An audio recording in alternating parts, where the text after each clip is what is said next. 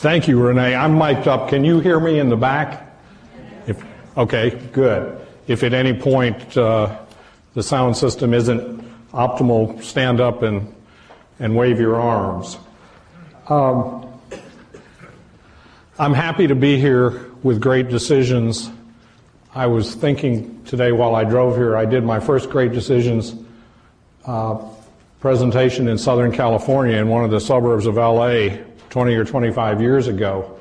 The group wasn't as big as this group, but over the years I've always admired the people who come to Great Decisions. The purpose of the program is a better informed citizenry, which I believe is one of the strengths of the United States. So good for you for coming to Great Decisions, and good for Great Decisions for doing a great job over the years. The Middle East is a difficult area. There was a man sitting on the dock of the bay in San Francisco, I think his name was Redding, and he picked up a bottle that had floated into the bay and pulled it out of the water and pulled the cork out, and inside was a note that said, if you rub this bottle, a genie will appear. So he rubbed the bottle, and lo and behold, a genie came out and said, you have one wish. And the man said, you know, I really love to go to Hawaii, but I'm afraid of flying, so I'd like you to build a bridge from San Francisco to Hawaii. And the genie said, but that's thousands of miles, and the ocean is very deep. It would take half the concrete in the world. It would be a huge engineering feat, very difficult. Could you pick another wish? And so the man thought and said, how about peace in the Middle East? And the genie said, I'll get started on that bridge right away.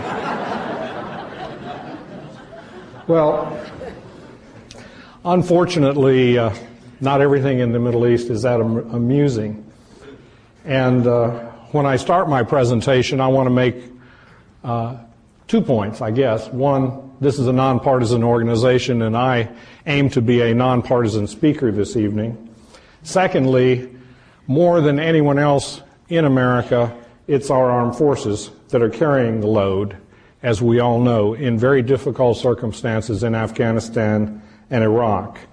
And our armed forces are doing things that in many other conflicts are tasks that have been undertaken by politicians, diplomats, or development efforts. The Middle East is a difficult place to live and work, and a dangerous place to work. I believe, regardless of your views on the conflict, how we got there, and what we ought to be doing there, that we do owe our support and prayers and gratitude to the men and women of the U.S. military. And I would also...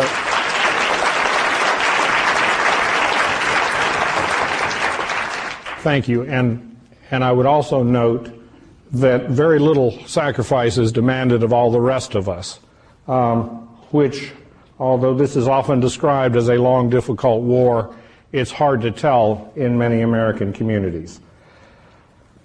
Why are we involved in the Middle East? You're all familiar with most of the good reasons.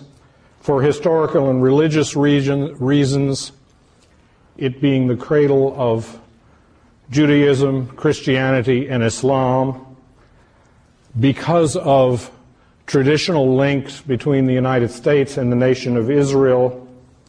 We were one of the first countries to recognize Israel when it declared its independence in 1948, and we have supported it over the years.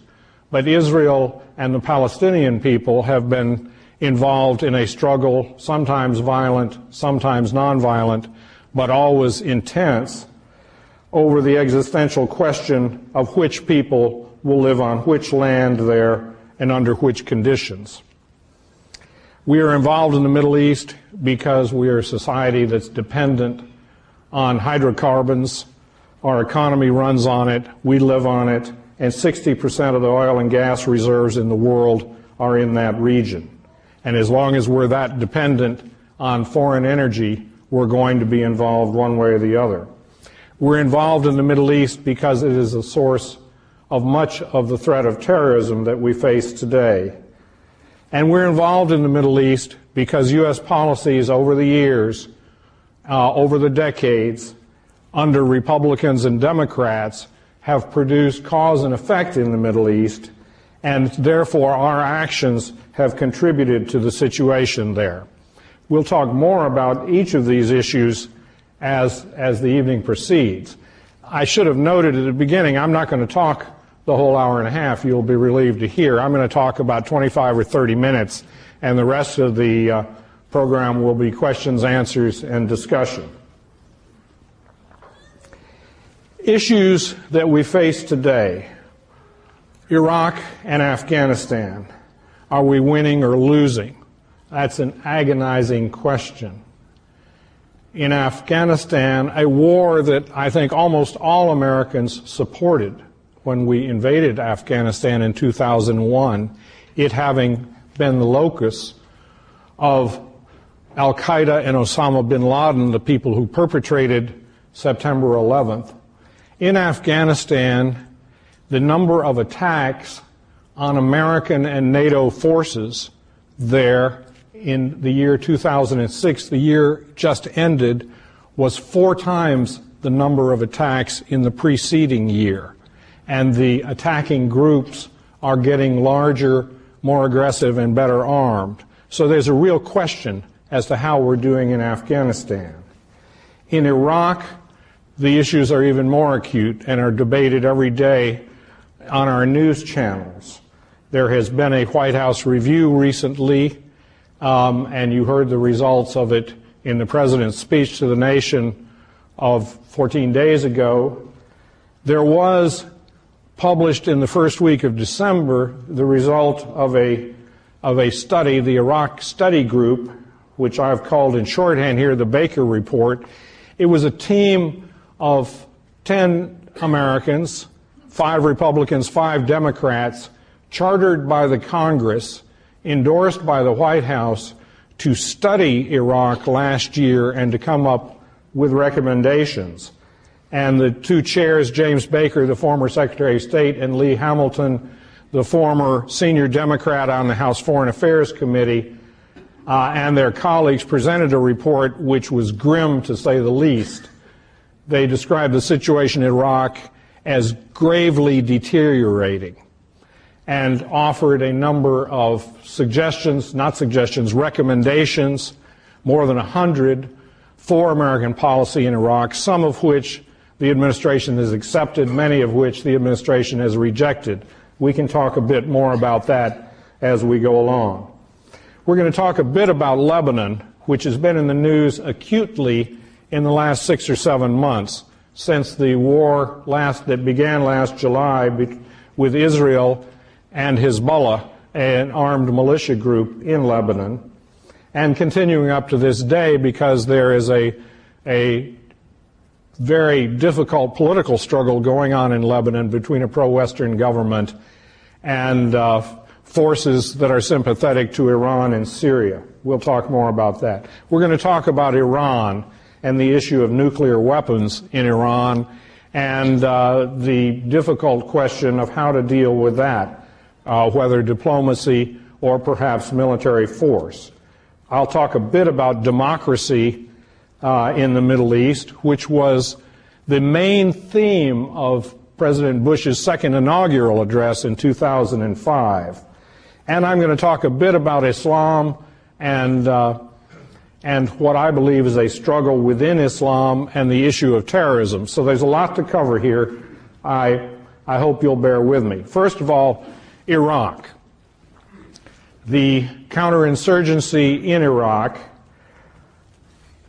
The goal of American policy in Iraq has been scaled back in recent months. The stated goal in the report by the Iraq Study Group, the Baker-Hamilton Group, is the same as President Bush defined it earlier last fall: an Iraq that governs itself, sustains itself, and defends itself. Interesting, there's no mention of democracy in there, which a year or two ago there was. And as someone else pointed out to me when I spoke to a recent group, where's victory in that definition?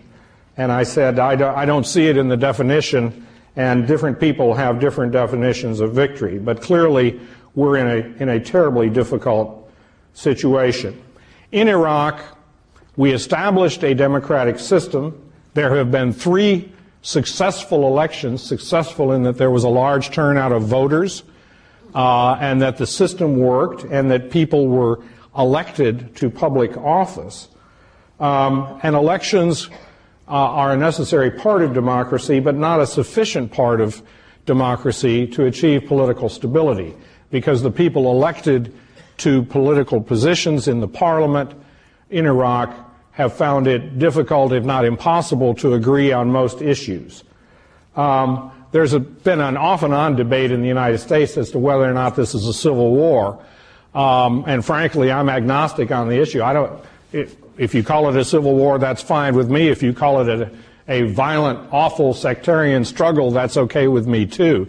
But it is a grievously difficult situation, primarily marked by violence between Sunni and Shia, and violence against the American forces and the smaller number of British forces and other coalition forces who are in Iraq. Clearly, in Iraq, security is the key. And there's no doubt in my mind that in Iraq, the insurgents, the people who are opposed to the U.S. and other forces that are there, and the people that are opposed to the government that we have established in Iraq, have seized the initiative. And as you all know, the bloodshed is reaching terrible proportions. Part of the President's plan for Iraq, and a major part of the recommendations of the Baker-Hamilton Iraq Study Group, was to train more of the Iraqi army and police. And I guess the real question is to whether that can be accomplished in enough time to provide some sort of political stability in Iraq, and whether or not the Iraqi army and police will be national forces and not sectarian forces. The major question is, can there be some modicum of political cohesion in Iraq? Can a unitary state last? You have in Iraq different groups, a Shia majority, a Sunni minority, nevertheless a Sunni group that ruled Iraq ever since the British established a mandate there in 1820.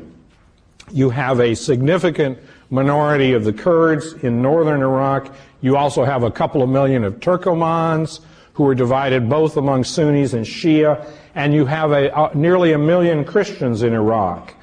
The real issue for Iraq is, can there be governance and justice for all these groups? Part of the issue facing Iraqi citizens, and many of them are fleeing, as you and I would be tempted to do too if we lived in Iraq. There are probably 1 million people who've already fled Iraq. The numbers may be significantly higher than that. And that's because the society is not functioning. Schools, medical care are sporadic at best.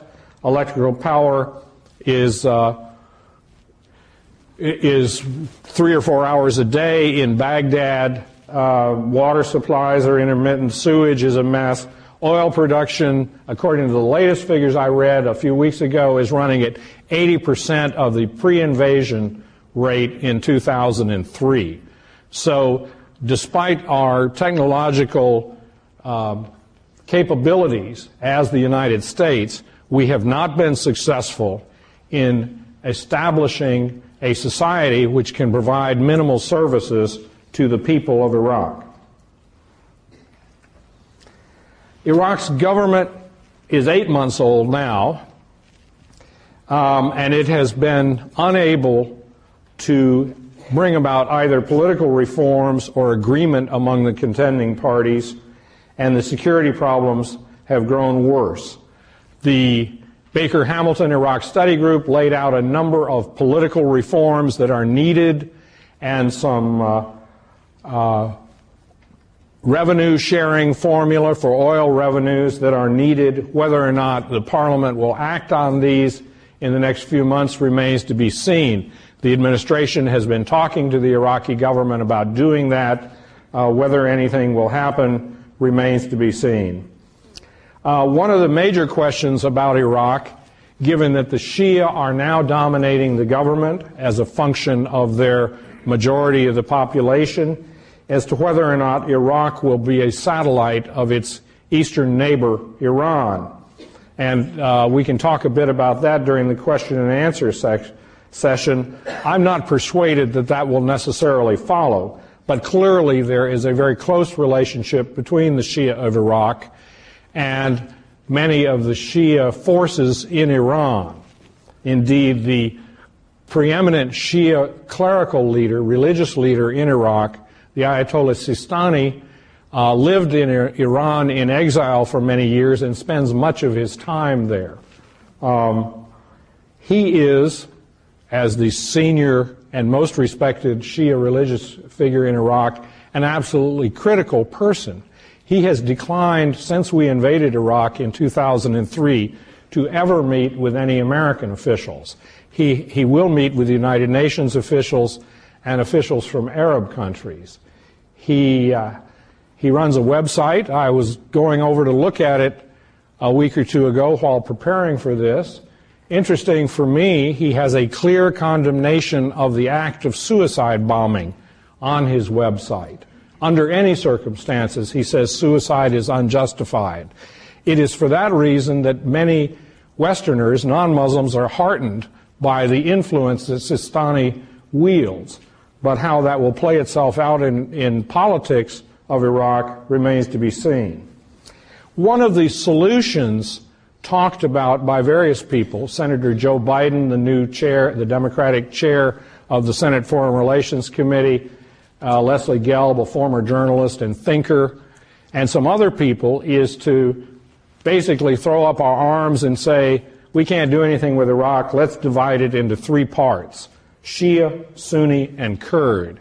That was one of the options that the Iraq Study Group, the Baker-Hamilton team, looked at.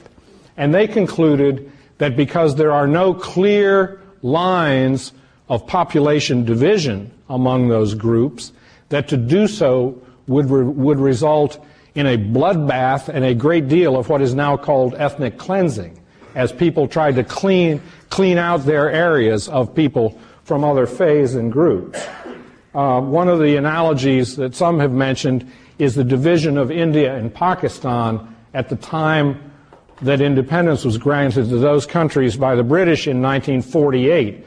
You will probably, well, some of you will remember, others of you will have read, that there were millions of people killed in the population relocations between Pakistan and India in the late 40s. So the division of Iraq into three parts, while it offers, in my view, a superficial attractiveness, I think also carries with it a heavy moral burden. One of the recommendations of the Baker-Hamilton group was that the president should declare definitively and publicly that the United States seeks no military bases in Iraq over the long haul. This is a recommendation that the president has not taken up. I agree with the logic of that, because a lot of the opposition to the U.S. is a belief that we plan to be there permanently. And I also think that as a practical matter, we're not going to be able to do it. But it's one of the many issues about Iraq. Lebanon, and I don't want to spend too much time on this. We can go to it as much as we need to in the discussion. In 2004, the UN Security Council passed a resolution calling for the withdrawal of some 30,000 Syrian army troops who had stayed in Lebanon after the end of the civil war there in 1990 and were basically dominating the country and the economy. And the disarming of militias. There's only one significant armed militia in Lebanon anymore, and that's Hezbollah, the Shia fundamentalist militant group. The Syrians did indeed withdraw their armed forces and their intelligence units in 2005, following a great popular outburst when the popular former prime minister of Lebanon, a man named Rafiq Hariri, was assassinated in a car bombing in Beirut. Last July, on the 12th, Hezbollah did an attack on an Israeli patrol on the border with Israel. 3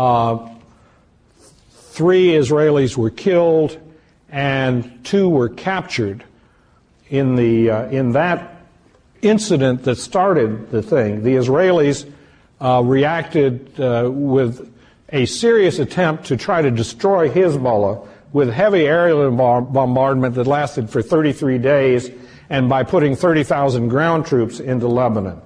They failed to destroy Hezbollah, and a Security Council resolution was voted in August that called for a ceasefire, which is in effect and has held. A new role for the Lebanese army in deploying to the southern border of Lebanon with Israel. A beefed-up United Nations peacekeeping force, which has happened. The disarmament of Hezbollah, which has not happened, although Hezbollah militants no longer carry weapons in public. So they've hidden their weapons, but they haven't given them up. An Israeli withdrawal, which took place in August, and a prisoner swap. When Hezbollah attacked Israel on the 12th of July, they announced when they'd captured 2 Israeli soldiers that they would trade those soldiers for Lebanese and Palestinian prisoners held in Israeli jails. There is a long tradition of prisoner swaps between these elements in the region. The last one was in the year 2004, 2 years prior to this incident, when Israel swapped about 70 Lebanese prisoners for the bodies of 3 Israeli soldiers who had been killed in Lebanon and 1 live Israeli businessman who had ill-advisedly made a trip to Beirut and been taken hostage. There is a political crisis right now. For the last couple of months, the pro-Syrian, pro-Iranian forces in Lebanon, supporters of Syria and Iran, who are primarily Hezbollah, another Shia group called Amal, and some Christians who oppose the pro-Western government led by Prime Minister Fuad Siniora, a Sunni.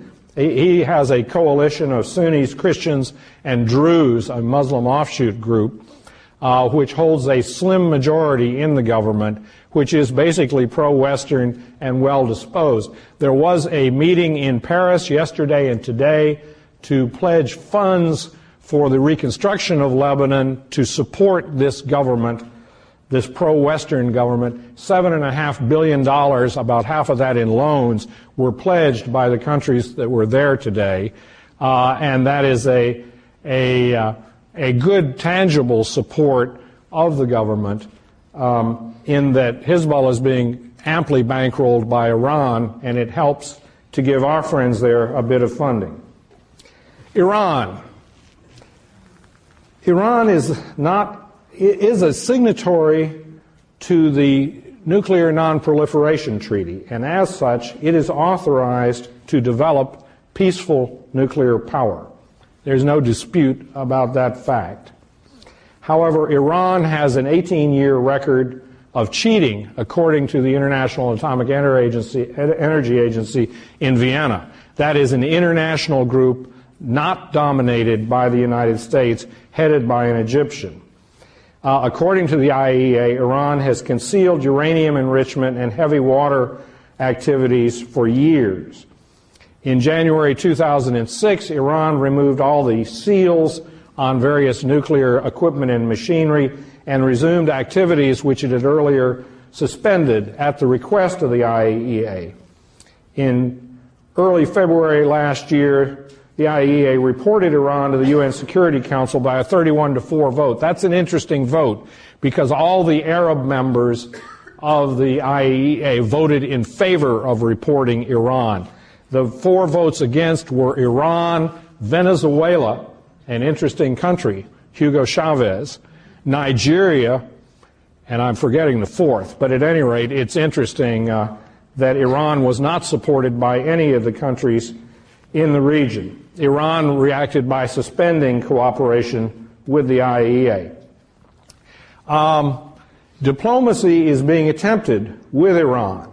4 weeks ago, in New York, the UN Security Council voted a unanimous resolution. That's significant because it includes China, Russia, France, the UK, and a number of other countries, including the Arab representative on the Security Council, which invokes sanctions for the first time against Iran, international sanctions. The resolution calls on Iran to suspend all of its nuclear uranium enrichment and reprocessing activities. It imposes sanctions blocking the import and export of nuclear materials or equipment. It freezes the financial assets of persons or entities, and these are listed by name in the resolution, which is quite remarkable for a United Nations document. These individuals whose financial assets are frozen, who are involved in the nuclear activities or in the development of ballistic missile systems. The long-term question about Iran and what to do about it is whether diplomacy will work. If Iran perfects and develops nuclear weapons, it becomes a threat to its neighbors, and particularly it becomes an existential threat to the state of Israel. The Iranian president, Ahmadinejad, in the autumn of 2005, said that Israel should be wiped off the map.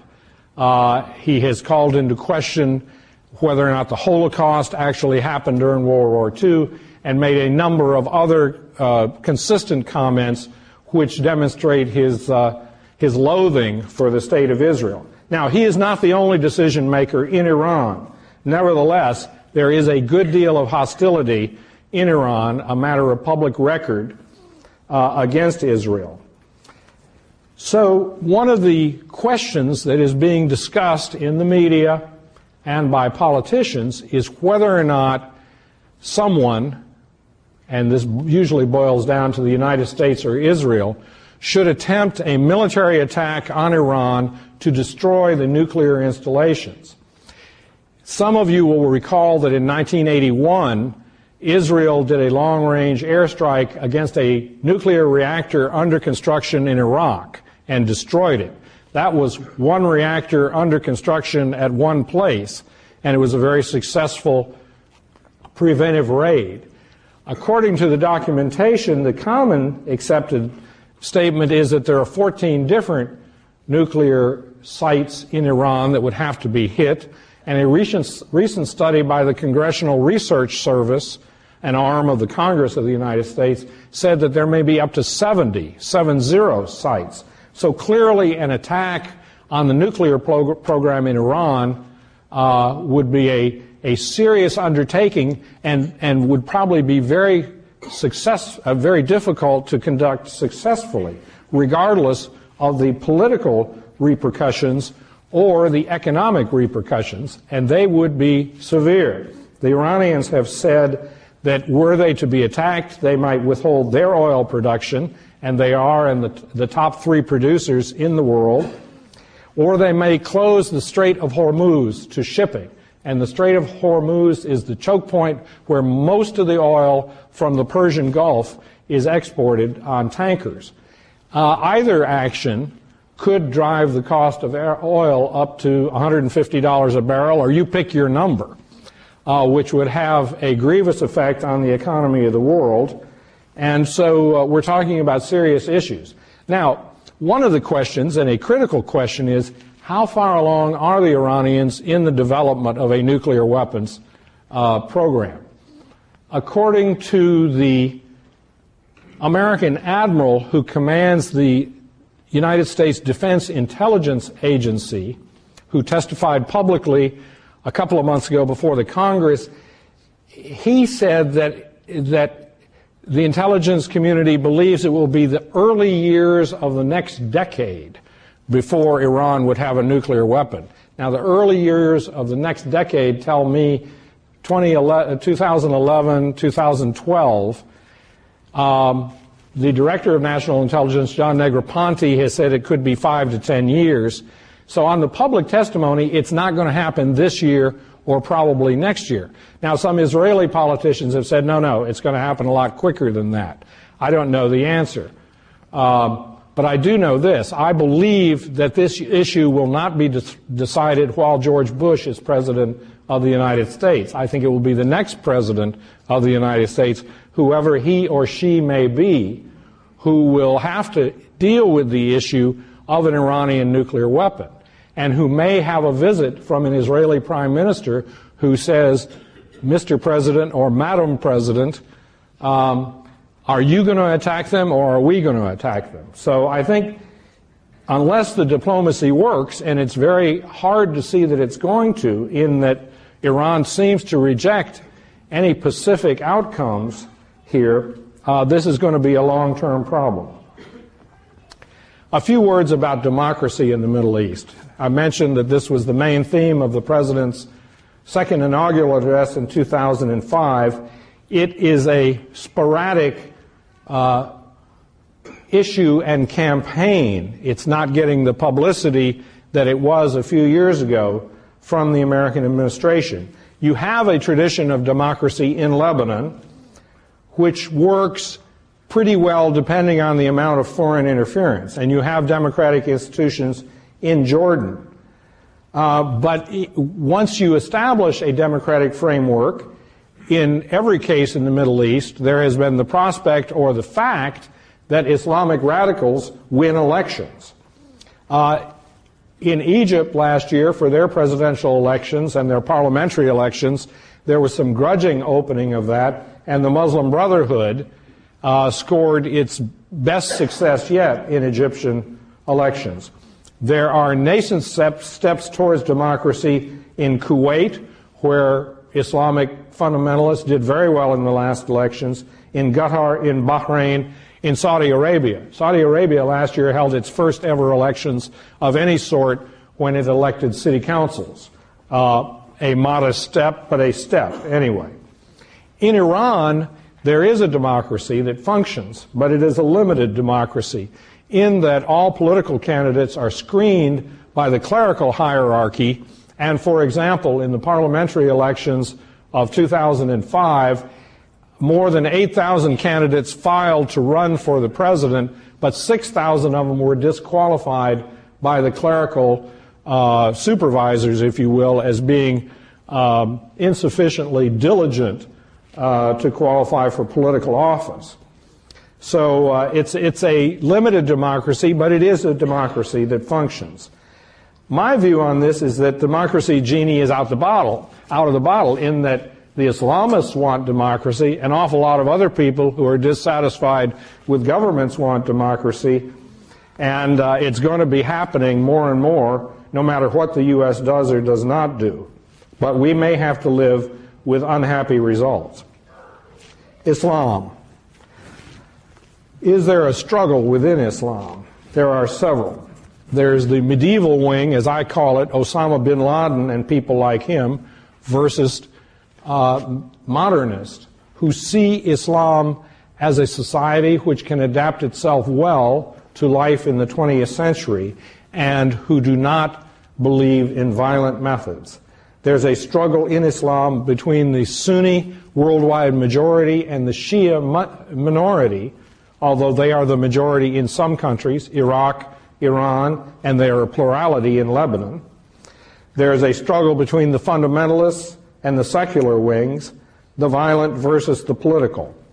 In Islam, there is much criticism of the role of the West, where we are seen as a profane society. The Islamists are happy to point out that the United States, that Hollywood produces 400 pornographic films a year for export, and say, yeah, American democracy, it's a great system, look what you have. Now, they see only part of America, and not the whole. Nevertheless, they make propaganda against us. People are looking for role models in the Islamic world, and they look often at Turkey, which has had a pretty good democratic record for the last 50 years. If you overlook 2 military coups, you look at Indonesia, which has had a pretty good democratic record for the last 15 years. If you look at Pakistan, which has had a spotty democratic record, sort of democracy for 10 years, coup for 10 years, democracy, military for 10 years, and so on. are those role models, and note that none of them are Arab states. And most of the Arabs I know don't like to be told that you ought to imitate the Turks or the Pakistanis.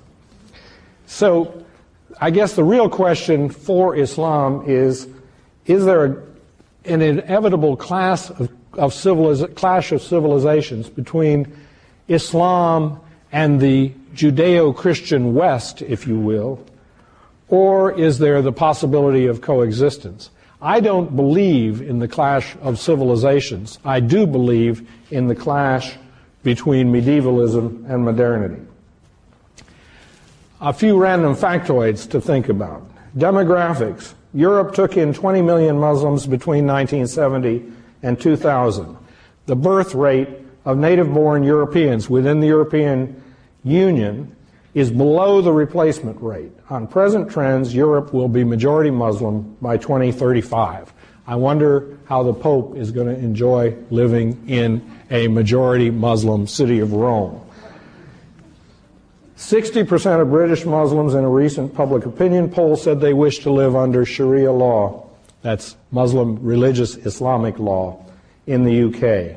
The world is changing. Will Islam?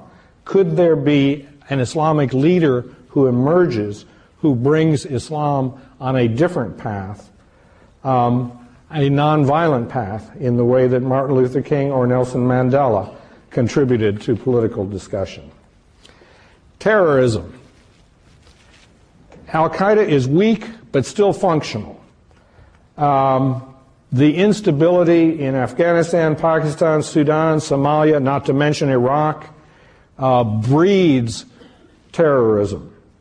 Local actors may not need central direction. In other words, Muslims in the UK or in Spain or in Morocco or in the Philippines don't need to get directions out of Afghanistan or Pakistan in order to conduct terrorist operations.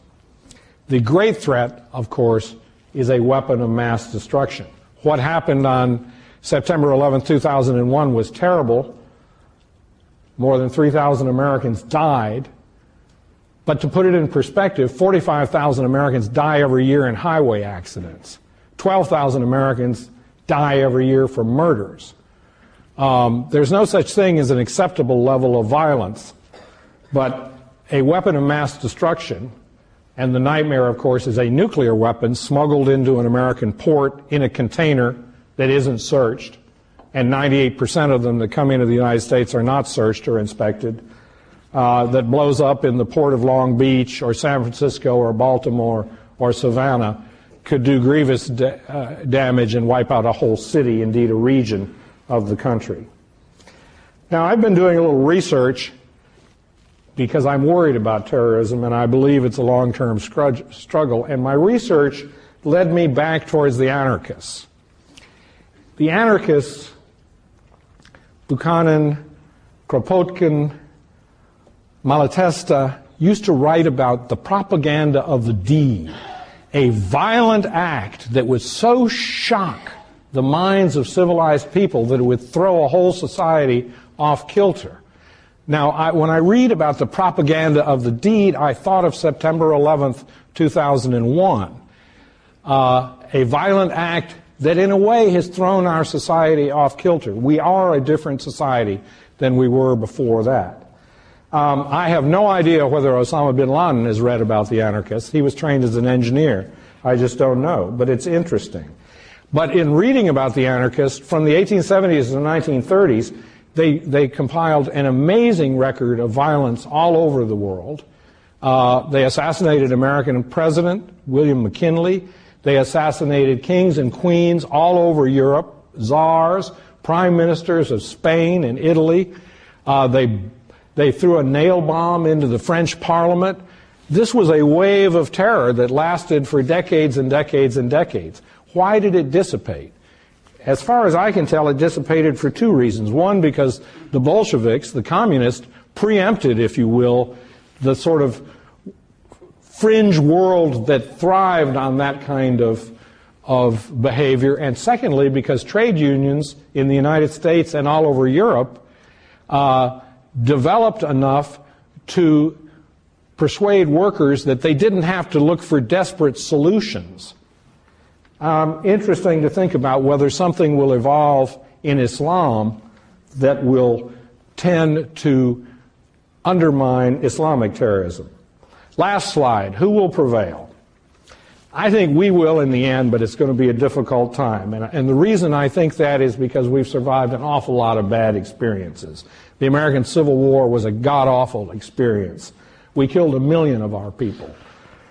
Institutionalized racism for 150 years after our country was founded.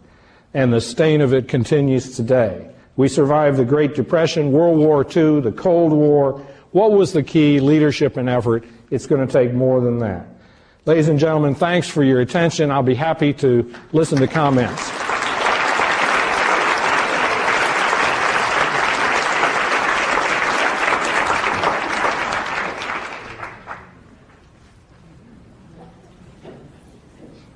For the logistics of asking questions, we have a mic at the back of the room.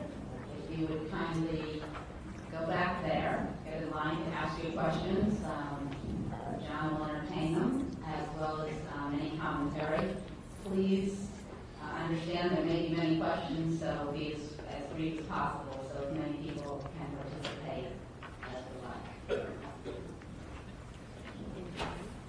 Hello. I was wondering if you could speak to what you think the underlying reasons are for the renewal of terrorism, because Islamic terrorism. What are the reasons? Because some people say it's poverty, but a lot of the hijackers were well educated. Do they really want to take down the West? I don't really understand the motivations. The question of the motivation of Islamic terrorists, whether it's poverty or other factors, is a very important question. I am not one of those who believes that it is poverty that drives Islamic terrorism. I'll tell you, well, as you pointed out, the people who perpetrated September 11th were all well-educated people. They almost all had been to universities. They were from middle-class backgrounds. They weren't poor kids who couldn't figure out how to do it. And that's been the record of the Islamists who perpetrated the bombings in Madrid at the train stations, in the subways in the UK, and so on. These are middle-class people. Why are they doing what they do? Part of it is because of, I guess, what one can call alienation, a belief that the world and the society in which they live doesn't operate the way it should. And let me try to flesh that out. Osama bin Laden, who, for better or for worse, is the archetypal terrorist right now, remembers that in 1973, at the time of the first Arab oil embargo, which some of you are old enough to remember, gas prices in the U.S. went up to $1 a gallon. We were outraged. The world, in reaction to the big increase in the price of oil, which went from something like $3 or $4 a barrel to 11, I think, formed an international study group called the International Energy Agency in Paris, which still exists today. Once a governmental institution is formed, it never goes away. But anyway, and they sent a lot of economists and some people from the energy industry to Paris, and they spent a year and produced a wonderful report, which you can still find somewhere, that said oil supplies are limited and the price of oil will naturally go up. And by the year 2000, and this was written in 74 or 75, so 25 years ahead, by the year 2000, oil will be at $100 a barrel. Well, of course, it didn't get there. There were some ups and downs, but it averaged during the 80s and 90s being in the teens, $11 a barrel to $17 a barrel or so on. Now, bin Laden, who went to engineering school, did some calculations and figured out that the Arab world, the Muslim world, which produces the majority of the world's oil, has been cheated for the last 25 years because he believed the numbers in the IAE report. And so he calculated if oil had been $100 a barrel in 2000, it would have, I don't know whether that's my mics or, anyway. If oil had been at $100 a barrel in the year 2000, the producing countries would have taken in so much money, and therefore he has written about this. The Western world, who he believes controls this system, owes the Muslim world, I can't remember the number, but it's like, $16 trillion. Please pay immediately. He also believes we're a corrupt society, and so do many of his followers. I mentioned the pornography issue, but there are many, many other issues. He also believes that most of the governments, if not all of the governments that run Muslim countries, are corrupt and need to be overthrown. On his list of countries and governments to be destroyed, the government of Saudi Arabia, and he is a Saudi, is number one. He believes that the Muslim rulers of Saudi Arabia are not taking proper care of the holy places of Islam, etc., etc. So there's the issue of a belief that the West has somehow disadvantaged the Muslim world. There's a belief that we're sinful. There's a belief that politically we have oppressed them over the years. There is resentment at the creation of Israel and the taking of land from the Palestinians. So there's a whole conglomerate of issues, some of which have a grain of factual basis and some of which do not. But in the hands of propagandists, they're very, very persuasive weapons. Next question, please. My name is Joanne Burgess. I live in Roswell. I would like to know what you know about the attention to the detail of dividing Iraq into three areas. You indicated you didn't feel that was a solution, but a political process might cause fewer deaths than we're having now in the hot war we're experiencing. Well, I agree that a political process would hopefully cause fewer deaths, and that's what Iraq desperately needs. And I gather that is what the American government has been telling the Prime Minister of Iraq in recent weeks. Whether that will produce any results, I don't know. Frankly, I'm very pessimistic about Iraq. I fear we are in a basically unwinnable situation. And I think it's going to be a victory for the terrorists, but I don't think that's going to be the end of the whole story for all years to come. I'm old enough to remember the war in Vietnam, which was a very sad and misbegotten war by the United States, and where a lot of good men and women lost their lives. We lost the war in Vietnam, and there were many, many dire predictions then about what was going to happen. The dominoes of Southeast Asia were going to fall to godless communism. They did not. And as Richard Nixon said, America would be viewed as a helpless, pitiful, shivering giant, or something, some quotation to that effect.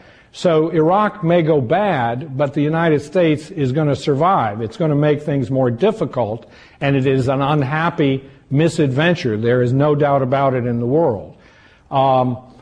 But when you get down to solutions in Iraq, I don't believe that saying, okay, here's the pie, we're dividing it into three pieces, and the Kurds run this part, the Shia run this part, and the Sunni run this part, is going to be acceptable on a moral basis, because I think it's going to lead to much higher levels of bloodshed, because the people are in a mix. Take the city of Baghdad. You got 4 million people in Baghdad, of whom maybe half are Shia, a third are Sunni, and the rest are Turkomans, Kurds, Christians, and so on and so forth.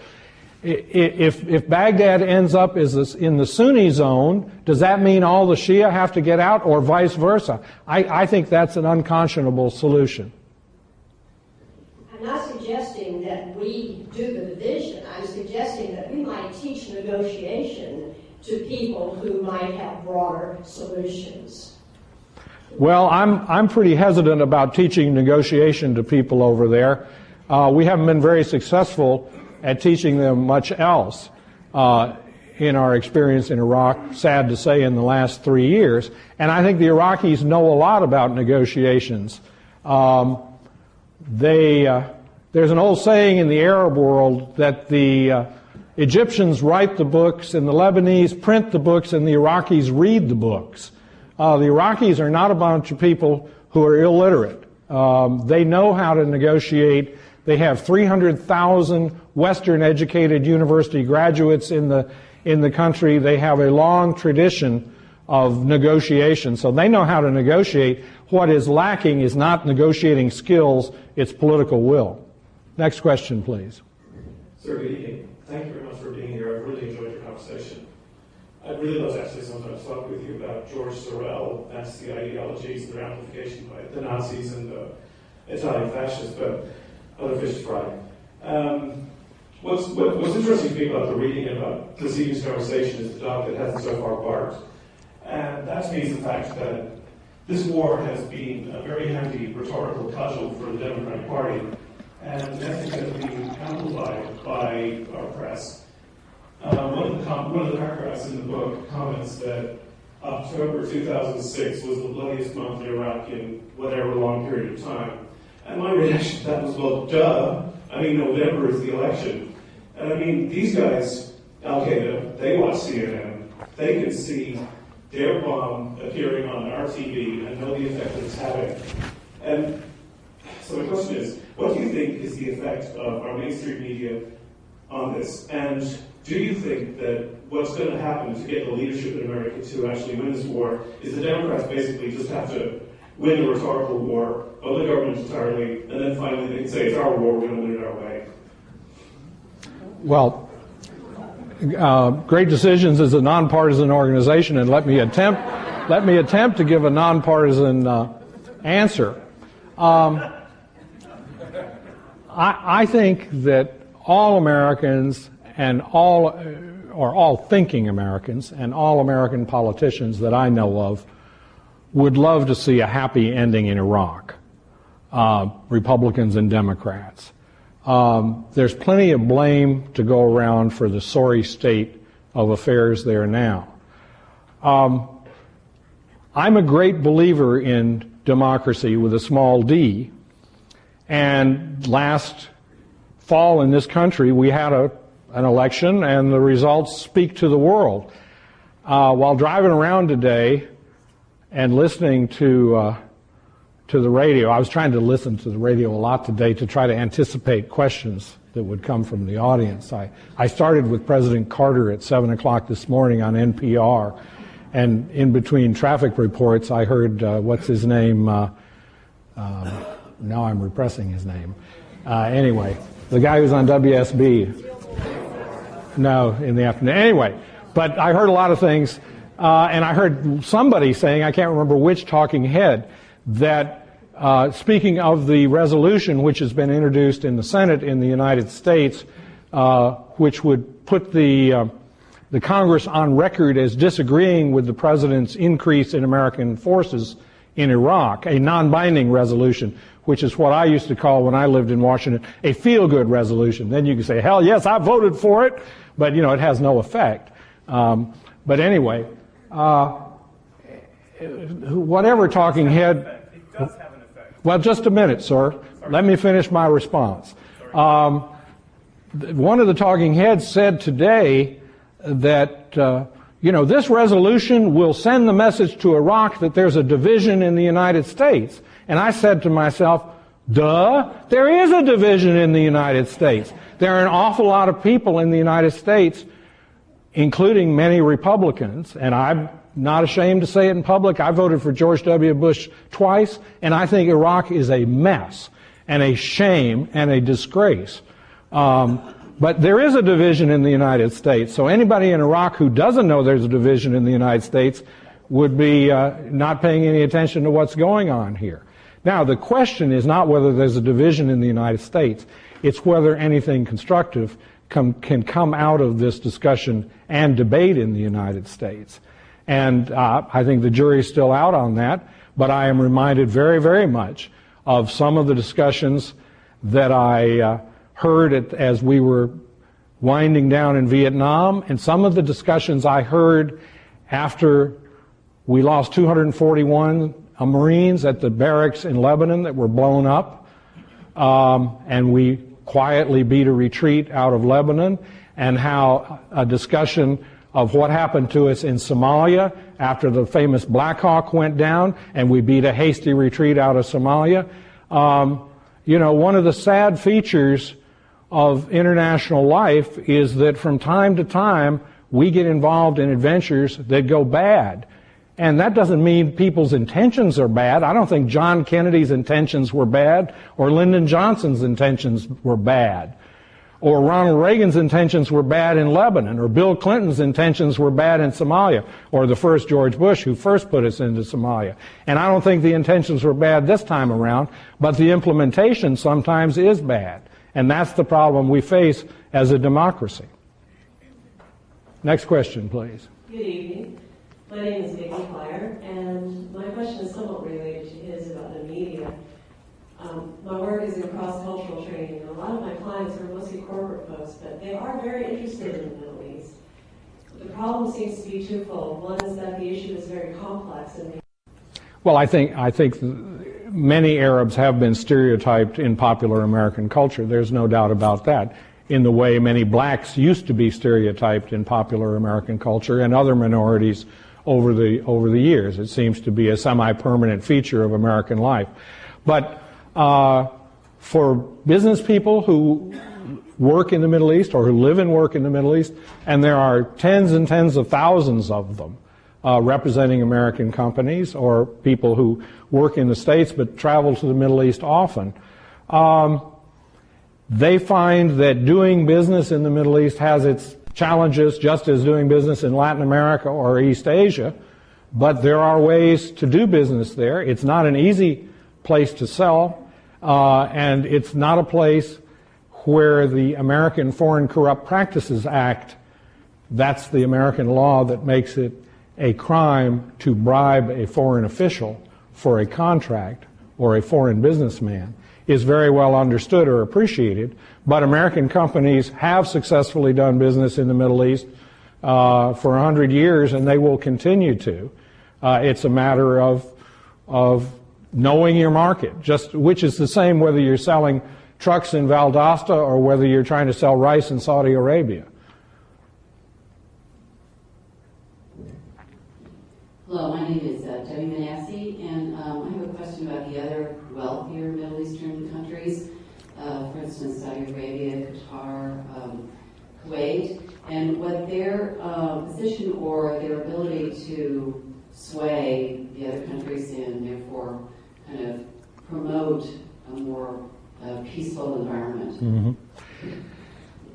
The countries of the Gulf that you mentioned, particularly Saudi Arabia, Qatar, Kuwait, and I would add particularly the UAE, the United Arab Emirates, are all extraordinarily wealthy oil-producing states.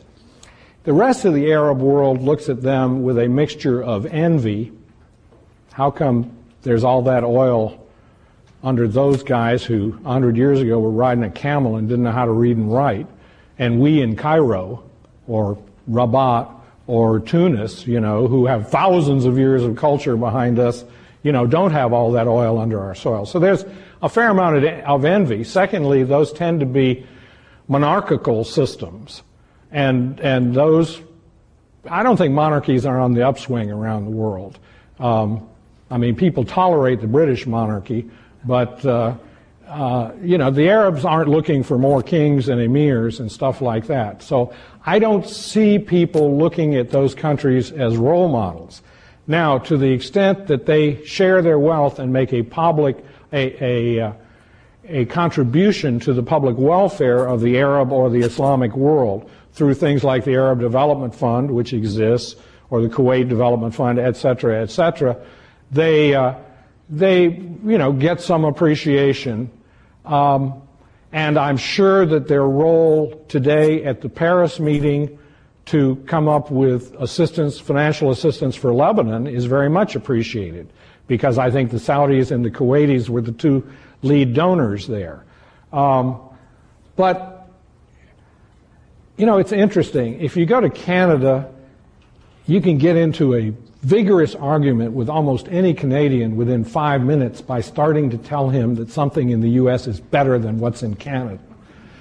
And vice versa. If a Canadian comes down here and starts telling you, you know, the only thing wrong with you Yanks, or that's what they say up north, you know, etc.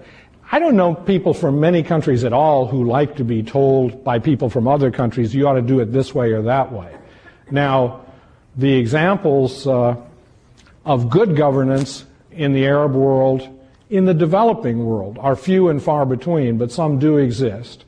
I'm a guy who is encouraged by the spread of modern media, the internet, satellite television. I think that's bound to have a beneficial effect over the long haul.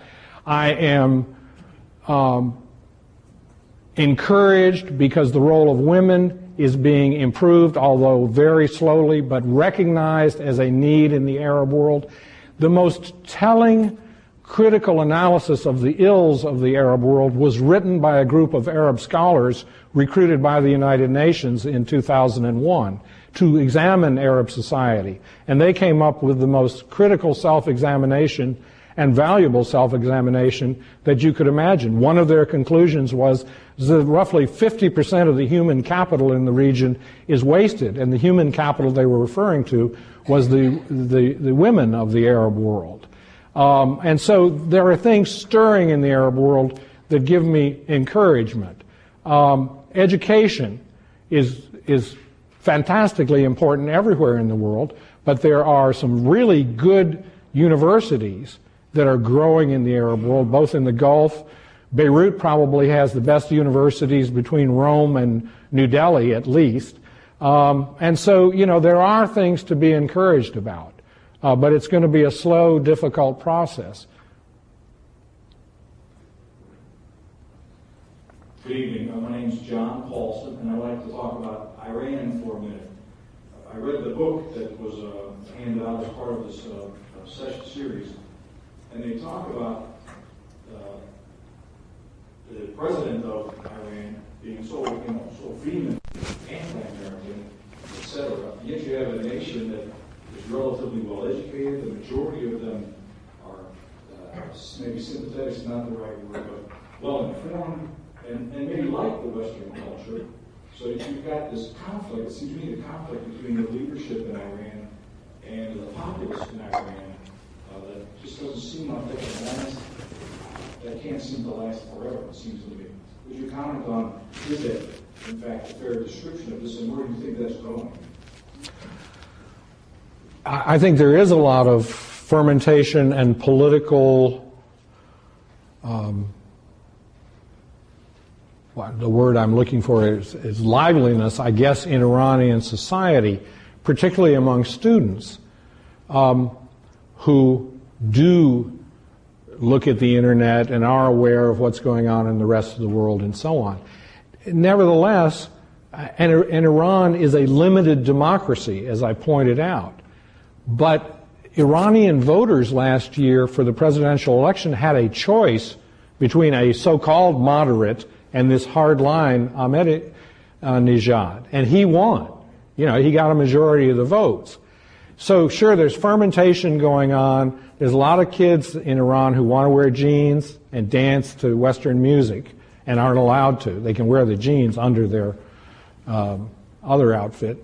But I'm not persuaded that Iran is wobbling, that it's unstable at all. There's been a lot of news reporting about that in recent weeks. And part of it reminds me of a lot of the news reporting I used to see in the late 90s about Iraq, which said, you know, Iraq is, you know, very unstable. All it'll take is a little push. You know, all we need to do is... Sorry? Greet us as liberators. Yeah, exactly. So I'm not persuaded that... I'm sure there's political fermentation underway in Iran. I'm not particularly persuaded that Iran is ripe for revolution or the system is going to fail. It also, underneath the democratic veneer, has a very efficient and cruel national security service, which is very practiced at getting agitators and taking them out and pulling out their fingernails and doing things like that to discourage them from doing too much. Hi, I'm Margaret Stone. One of the things that really concerns me about what's going on today, and there's a lot of things to be concerned about, is that the President of the United States, one person, has the power to escalate a war regardless of what the Congress or the American people want. Do you think it's time for a change in the power structure of how our foreign policy is governed? No. I think our Constitution served us pretty well over the last 200-odd years, and the separation of powers, I think, serves it pretty well. I have to disagree with the premise of your question. You said there is nothing the Congress can do. That's not true. Tomorrow, both houses of Congress, where there are Democratic majorities in each house, could vote a resolution, a binding resolution, that no funds appropriated for the Department of Defense can be used for operations in Iraq after, and they pick the date. They could cut off the funding tomorrow if they so chose, but they're not going to do that. Now, in the Vietnam struggle, eventually the Congress did cut off the funding by voting in 1973 that no further funds can be used for the deployment of American military forces in the Republic of South Vietnam. So it's not correct that there is nothing that the Congress can do. It is correct that no one in the Congress is very serious about cutting off funds. Instead, they're going to vote the feel-good resolution, which is the sense of the Congress. It is the sense of the Congress that the President's escalation or augmentation or surge, whichever word you want to call it, of 21,000 troops is not the right thing to do. And they'll all feel good about it, and it will not make any difference at all. So the Congress has the power of the purse. They are not powerless at all. One man does not have unlimited power under our system. One man can do what he wants as long as the Congress gives him the running room to do it. Now, I realize they have the power of the purse, but the President says they're going to do, the escalation regardless of what the Congress says. Well, ma'am, you're mistaken. President Nixon had to stop deploying troops to the Republic of Vietnam when the Congress cut off the funds.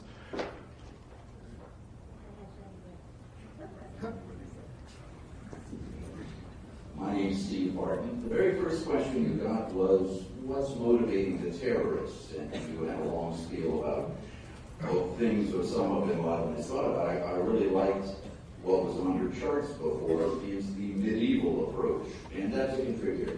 Another idea that with your experience in the Arab world, what can you tell us about the shame-honor culture that Arabs have, and how that might have an effect with where we're going with terrorism and working out a modus vivendi with the Arab world? Thank you, sir. Well, there's a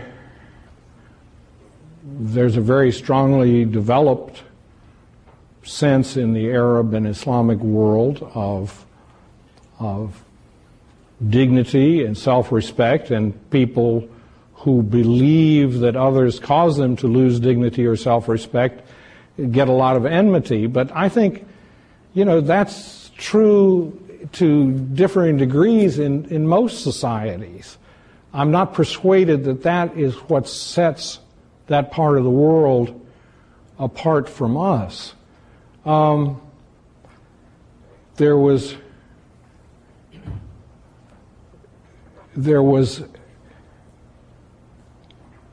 a great act of courage by the president of Egypt, Anwar Sadat, whom most of you remember, by going to Israel and agreeing to make peace with the Israelis and appearing before the Knesset, the Israeli parliament.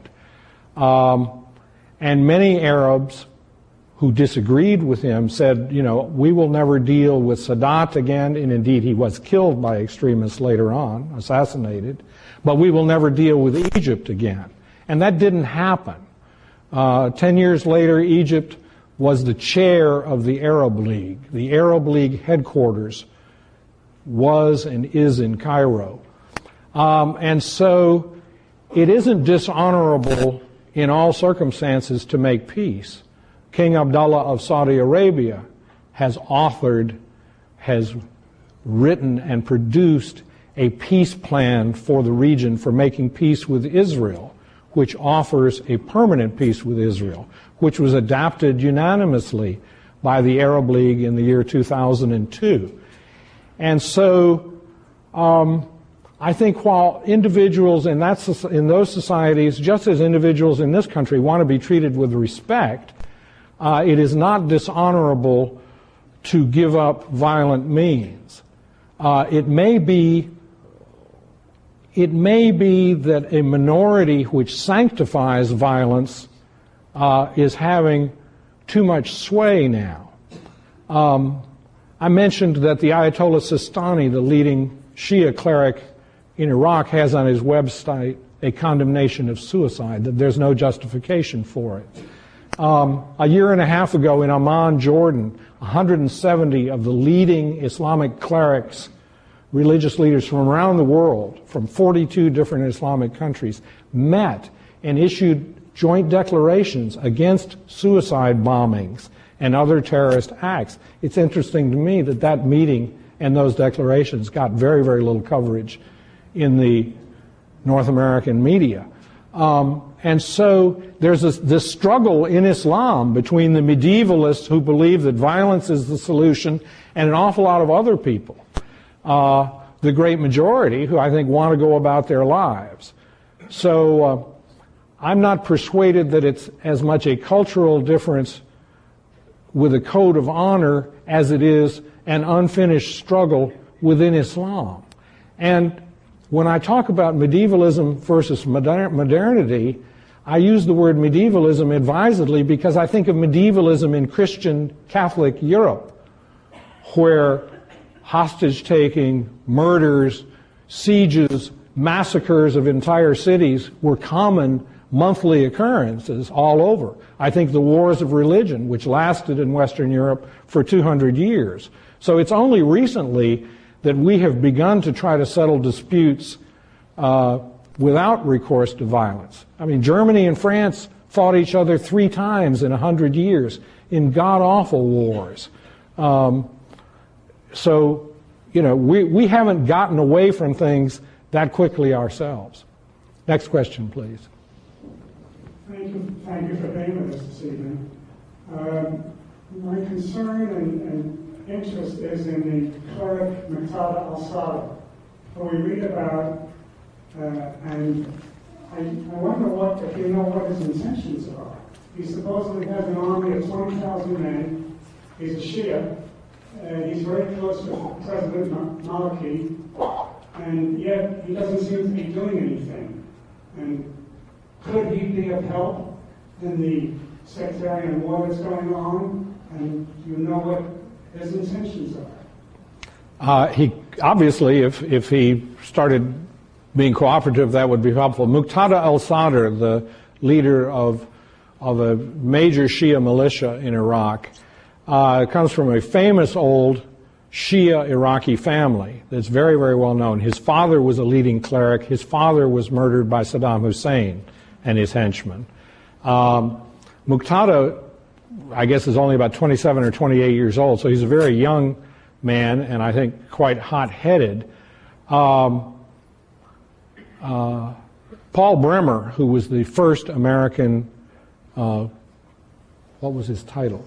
Coalition Provisional Authority leader in Iraq, the first year of the American occupation of Iraq after the invasion, writes in his book of his year in Iraq that he wanted to have Muqtada killed because Muqtada even then was and his militia were carrying out attacks on American military forces.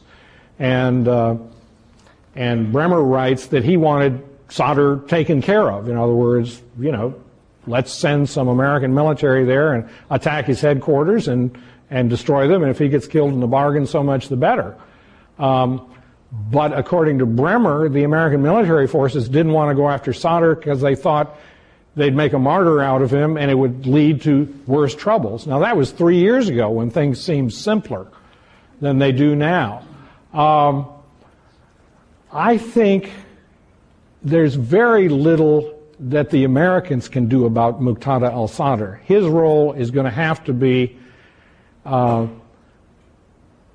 limited by the Iraqis. And it would be my hope, and that's about all I'm reduced to these days are hopes, is that more benevolent Shia leaders like the Ayatollah Sistani, who still probably commands the respect of a great majority of the Iraqi Shias, would be able to have his people get Muqtada al-Sadr under control. Now, I'm told that the mayor of the area of Baghdad where Sadr has the bulk of his fighters, Sadr City, is now negotiating with the Americans for a peaceful disarmament of the militiamen there. This is, I heard on the radio today. I don't know if that negotiation is going to produce anything, but perhaps it's a step in the right direction. And it is said now that the Prime Minister al-Maliki understands what a millstone Muqtada al-Sadr is around his neck. But my guess is he's going to be around for a long time. Whether he will mature into a more normal politician away from a hot-headed militia killer, I don't know. Let's take one last question. Last question. Yes, I want to preface this by saying that I absolutely believe Israel has a right to exist as a country.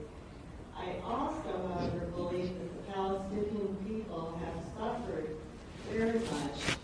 Our policies toward vis-a-vis Israel and Palestine are very lopsided.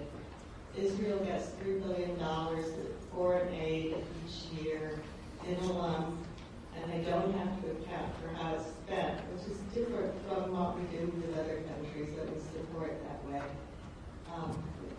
The Palestinians now have been very marginalized within their own country. It was their country too, and are living in little piecemeal communities and settlements that are not connected. I wonder if our policies in this respect should be looked at, revised, improved, so that it's my feeling that if I were a Palestinian or an Arab, I would feel that these people have been unjustly treated in their own country. And I wonder if that's not a cause of some of the hostility that we face there, and I wonder what your opinion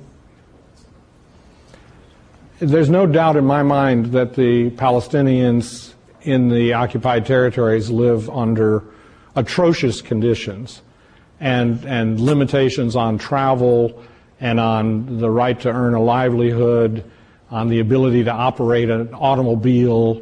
They're prohibited from driving on the Jewish roads of the West Bank, et cetera, et cetera. They are indeed treated miserably.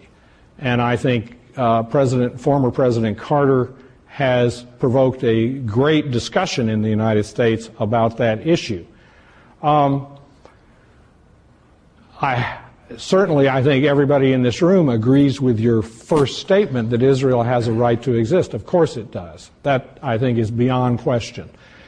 The issue of Palestinian-Israeli struggle impacts the entire Muslim world and the Arab world, inevitably. And its solution is much to be desired, both for the intrinsic merits of seeing peace between the Israelis and Palestinians and for the beneficial effect it would have elsewhere. Now, does that mean if by a miracle tomorrow there was a peace agreement between the Palestinians and the Israelis that the insurgents in Iraq would lay down their weapons the next day? No, it's not causal in that sense at all. I am reminded of a letter that Albert Einstein a man who all of you have heard of, a great American, born a Jew in Germany, emigrated to the United States when the French refused his application to teach at the Sorbonne because he was a Jew. Einstein wrote a letter to the first president of Israel, Chaim Weizmann, in 1948. They were friends. They had corresponded. And Einstein wrote to Weizmann, "There will be no peace for Israel until there is justice for the Palestinians." And I think that is as true today as it was in 1948 when Einstein wrote that letter. In the Iraq Study Group report, which was published the 6th of December, the Baker-Hamilton report, the 5 Republicans and 5 Democrats, one of the major recommendations in the report, which has not been accepted by the administration in Washington, was that the United States should launch a diplomatic initiative immediately, by December 31st, it said, to restart the peace negotiations between the Israelis and Palestinians, to convene a regional conference to discuss Iraq, and to engage with Iran and Syria on the range of bilateral issues.